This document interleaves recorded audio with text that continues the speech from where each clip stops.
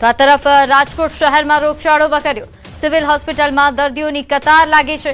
બેવડી ઋતુની અસરથી રોગચાળો વકરી રહ્યો છે। શહેરમાં મહાનગરપાલિકા સંચાલિત આરોગ્ય કેન્દ્રમાં પણ 2300 કેસ નોંધાઈ ચૂક્યા છે। આરએમસીના આરોગ્ય કેન્દ્રમાં એક સપ્તાહમાં શરદી ઉધરસના 1054 કેસ નોંધાયા તો સામાન્ય તાવના 1017 કેસ નોંધાયા છે। ઝાડા ઉલટીના 347 કેસ નોંધાઈ ચૂક્યા છે। હાલ રાજકોટમાં બેવડી ઋતુનો અનુભવ થઈ રહ્યો છે।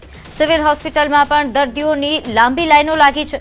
अलग अलग बीमारीनी दवा लेवा माटे दर्दीओ पहोंची रह्या छे।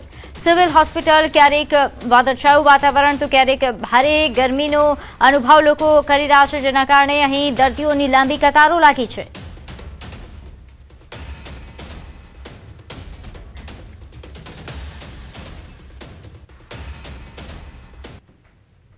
દર્દીઓની લાંબી લાઈનો લાગી છે। આપ દ્રશ્યો જોઈ શકો છો કે જે રીતે રાજકોટ સિવિલ હોસ્પિટલ છે ત્યાંના આ દ્રશ્ય છે। અહીંયા વહેલી સવારથી જ દર્દીઓ છે તે દવા લેવા માટે પહોંચ્યા છે। ખાસ કરીને રાજકોટ ઉપરાંત જે આસપાસના ગ્રામ્ય વિસ્તારો છે ત્યાંથી પણ દર્દીઓ અહીંયા દવા લેવા માટે આવતા હોય છે। ત્યારે હાલ જે રીતે રોગચાળો પણ વકર્યો છે અને જે રાજકોટ શહેરમાં મહાનગરપાલિકા સંચાલિત આરોગ્ય કેન્દ્રમાં માત્ર ગયા એક જ સપ્તાહે જે 1054 જેટલા જે કેસ છે તે નોંધાયા હતા। શરદી ઉધરસના નોંધાયા હતા। તાવના પણ 1037 જેટલા કેસ નોંધાયા હતા। ઝાડા ઉલટીના 300 થી પણ વધુ કેસ નોંધાયા હતા। ટોટલ 2300 થી વધુ કેસ છે તે માત્ર રાજકોટ મહાનગરપાલિકા। તો હવે આગળ વાત કરીએ નેપાળમાં આકાશી આફત અંગે। વિનાશક-પૂરે નેપાળમાં ભારે તબાહી મચાવી છે। નદી કાંઠાના વિસ્તારોમાં મોટા પાયે નુકસાન, પૂરથી તબાહીના દ્રશ્યો સામે આવ્યા। ધસમસતા પ્રવાહમાં અનેક લોકો તણાયા। કાંઠા વિસ્તારના અને મકાનો વહી ગયા છે। લોકોને પણ ભારે અસર પહોંચી। હજારો લોકો દબાયા હોવાની માહિતી છે। ગામડાઓમાં અનેક જળ વિદ્યુત પ્રોજેક્ટ ધોવાઈ ગયા હોવાના અહેવાલ છે। नेपाळ सरकारे घटना स्थले पोलीस, सैन्य અને રાહત ટીમો તૈનાત કરી છે। ભોટે કોશી નદી એ તિબેટમાંથી ઉદ્ભવે છે અને ત્રિશુલી નદીમાં વહે છે, જે ભારતમાં ગંડક નદી તરીકે વહે છે। ગયા વર્ષે પણ આ જ વિસ્તારમાં વિનાશક પૂર આવ્યું હતું। વિસ્તારો ચીન તિબેટ સરહદની નજીક અને કોશી નદીની કિનારે આવેલા છે। સરકારે નીચાણવાળા વિસ્તારોમાં રહેતા લોકોને સ્થળાંતર કરવાનો આદેશ આપ્યો છે। વહીવટી તંત્ર એ નદી કિનારે રહેતા લોકોને વધારાની સાવધાની રાખવા અને પરિસ્થિતિ વધુ વણસે તો તાત્કાલિક ઊંચી જમીન પર જવાની સલાહ આપે છે। ગયા વર્ષે ભોટેકોશી નદીમાં પણ વિનાશક પૂર આવ્યું હતું, જેમાં 9 લોકો માર્યા ગયા હતા અને 24 લોકો ગુમ થયા હતા। પૂરના કારણે નેપાળ અને ચીનને જોડતો ફ્રેન્ડશિપ બ્રિજ પણ ધોવાઈ ગયો, જેના કારણે બંને દેશો વચ્ચે પરિવહન અને વેપાર ઘણા મહિનાઓ સુધી ખોરવાઈ ગયો હતો। एक प्रादेशिक आबोहवा देखरेख एजेंसीना जणाव्या अनुसार गया वर्षे पूर तिबेटमां एक सुपर ग्लेशियर तळावना विस्फोटना कारणे आव्युं हतुं। आ वखते हिमनदी तळाव तथा एनी साथे संकळायेला पाणीना प्रवाहनी शक्यता पर प्रश्न उठाववामां आवी रह्यो छे। परंतु वर्तमान घटनानुं चोक्कस कारण अने हिमनदी तळाव फाटवानी भूमिका हजू पण सत्तावार रीते तेनी कोई पुष्टि नथी थई रही। राहत અને બચાવ ટીમો ઉપરાંત પોલીસ અને સેનાએ પણ તૈનાતી કરી દીધી છે। વહીવટી તંત્રની પ્રાથમિકતા છે કે નીચાણવાળા વિસ્તારોમાં ફસાયેલા લોકોને બહાર કાઢવામાં આવે અને ગુમ થયેલા વ્યક્તિઓને શોધવામાં આવે। હાલમાં સૌથી મોટો પડકાર એ મુશ્કેલ પર્વતીય ભૂપ્રદેશ અને મજબૂત પ્રવાહોનો છે। અધિકારીઓએ લોકોને અફવાઓ પર વિશ્વાસ ન કરવા અને વહીવટી તંત્રની સૂચનાઓનું પાલન કરવા માટે વિનંતી કરી છે। તો નેપાળમાં પૂરના તાંડવની અલગ અલગ તસવીરો પણ સામે આવી છે। પાણીના સ્તર અને નુકસાનના મૂલ્યાંકન ઉપલબ્ધ થતા चित्र વધુ સ્પષ્ટ થશે। હાલમાં રસુવાથી ભોટેકોશી અને તેનાથી આગળના સમગ્ર નદી નેટવર્ક પર નજીકથી નજર રાખવામાં આવી રહી છે। તો હાલ અલગ અલગ દ્રશ્યો તબાહીના નેપાળથી સામે આવી રહ્યા છે, જ્યાં પૂરથી તબાહી મચી છે। હજારો લોકો આ પૂરના કારણે દબાઈ ગયા હોવાના સમાચાર છે અને હાલ રાહત બચાવ કામગીરી પણ શરૂ કરવામાં આવી છે। નોંધે છે કે પૂરમાં આખે આખો પુલ તણાઈ ગયો।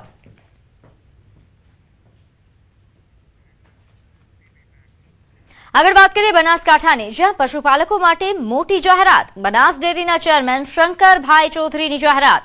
બનાસ ડેરીની એજીએમ પહેલા શંકરભાઈની જાહેરાત, રાજ્યની તમામ ડેરીઓ કરતા વધુ નફો આપીશું। બનાસ ડેરી આવતીકાલે નફો જાહેર કરશે। તો બનાસ ડેરીની એજીએમ થાય એ પહેલા જ મોટી જાહેરાત શંકર ચૌધરી દ્વારા કરવામાં આવી છે. રાજ્યની તમામ ડેરીઓ કરતા વધુ નફો આપીશું તેવું તેમણે જણાવ્યું છે. નોંધ્ય છે કે બનાસ ડેરી આવતીકાલે નફો જાહેર કરવાની છે. સૌથી વધારે કોનું છે એ જરા કહેજો આખા રાજ્યમાં, અને કેટલી રકમ છે અને કેટલા ટકા છે? બોલો. અત્યારે સૌથી વધારે રાજ્યમાં સાબર ડેરીનું 513% પ્રમાણે 560 કરોડ છે, પણ આમ રકમની વાત કરીએ તો આણંદના 620 કરોડ છે. એટલે સૌથી વધારે કેટલા ટકા છે? 620 કરોડ. 620 કરોડથી વધારે થશે એક, અને ટકાવારીમાં કેટલા છે? 13%. તો 13%થી વધારે થશે. તો ગુજરાત ભાજપના નવા પ્રભારી ગુજરાત આવશે. તરુણ ચુગ ગુજરાત પ્રવાસે આવવાના છે. ભાજપના રાષ્ટ્રીય સંગઠનની નિમણૂક બાદ તેઓ હવે ગુજરાત આવશે. પ્રભારી તરુણ ચુગ 2 સપ્ટેમ્બરના રોજ ગુજરાત પ્રવાસે આવી રહ્યા છે તેવી માહિતી. ગાંધીનગર કમલમ ખાતે તેઓ 2 મહત્વપૂર્ણ બેઠકમાં ભાગ લેશે. નોંધ્ય છે કે સહભાગી પ્રથમ બેઠક પ્રભારી અને સંગઠનના હોદ્દેદારો સાથે આ પરિચય બેઠક યોજાવાની છે. બીજી બેઠક પીએમ નરેન્દ્ર મોદીના જાહેર જીવન અને શાસનના 25 વર્ષ પૂર્ણ અંતર્ગત જે કાર્યક્રમો થશે તેની રૂપરેખા અંગે યોજાશે. તો પ્રદેશ ભાજપની આગામી બેઠક અંગે ભાજપ પ્રદેશ સંગઠનના હોદ્દેદારો, સરકારના મંત્રીઓ, સાંસદો, ધારાસભ્યો હાજર રહેવા માટે પણ ફરમાન કરી દેવામાં આવ્યું છે. આગળ વાત કરીએ રાજકોટથી સમાચાર. જેતપુરમાં 15 વર્ષના વિદ્યાર્થીનું હાર્ટ એટેકથી મોત થયું. ધોરણ 10માં અભ્યાસ કરતો દિવ્યેશ મહાલિયાનું મોત નીપજ્યું. ટ્યુશનથી ઘરે જતી વખતે મોપેડમાં પેટ્રોલ ખૂટી ગયું હતું. મોપેડ દોરાવતી વખતે અચાનક તેને હાર્ટ એટેક આવ્યો. રસ્તા પર ઢળી પડવાની ઘટના સીસીટીવીમાં કેદ થઈ છે. સાથી વિદ્યાર્થીઓએ તાત્કાલિક તેને હોસ્પિટલ ખસેડ્યો. ફરજ પરના તબીબે વિદ્યાર્થીને મૃત જાહેર કર્યો છે. તો ખૂબ જ ચોંકાવનારી ઘટના જેતપુરથી સામે આવી છે, જ્યાં ધોરણ 10માં ભણતા વિદ્યાર્થીનું હાર્ટ એટેકથી મોત થયું. તો આ સમગ્ર બનાવ જ્યારે બન્યો, જ્યારે વિદ્યાર્થીને હાર્ટ એટેક આવ્યો અને તે રસ્તા પર ઢળી પડ્યો, તે બનાવ સીસીટીવી કેમેરામાં કેદ થયો છે, જેમાં જોઈ શકાય છે. આ ઉપરાંત માઉન્ટ આબુમાં પણ આ પ્રકારની ઘટના બની, જ્યાં એક જે અહીં રિસોર્ટ છે ત્યાં એક કર્મચારી કે જેને પણ હાર્ટ એટેક આવ્યો હતો અને તેને એક વેપારી પરિવાર દ્વારા તેનો જીવ બચાવવામાં આવ્યો. તો આ 2 અલગ અલગ તસવીરો છે. ફરી એકવાર હાર્ટ એટેકથી મોતના બનાવો વધી રહ્યા છે. જેતપુરમાં એક વિદ્યાર્થીને હાર્ટ એટેકથી મોત નીપજ્યું.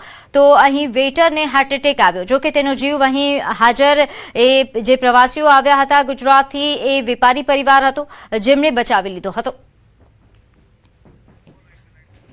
તો આ 2 અલગ અલગ તસવીરો હાર્ટ એટેકના કહાની આપ જોઈ રહ્યા છો. રાજકોટના જેતપુરમાં વિદ્યાર્થીને હાર્ટ એટેક આવ્યો અને તેને સારવાર અર્થે ખસેડવામાં આવ્યો. તે રસ્તા પર ઢળી પડ્યો તે દરમિયાનના સીસીટીવી ફૂટેજ સામે આવ્યા હતા. તો બીજી તરફ માઉન્ટ આબુથી પણ ચોંકાવનારી તસવીરો સામે આવી.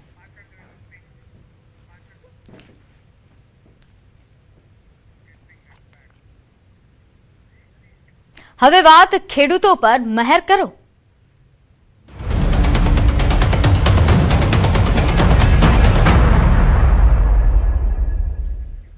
સાબરકાંઠાના પ્રાંતિજ પંથકમાં વરસાદની ખેંચથી ડાંગર પકાવતા ખેડૂતોની ચિંતા વધી છે.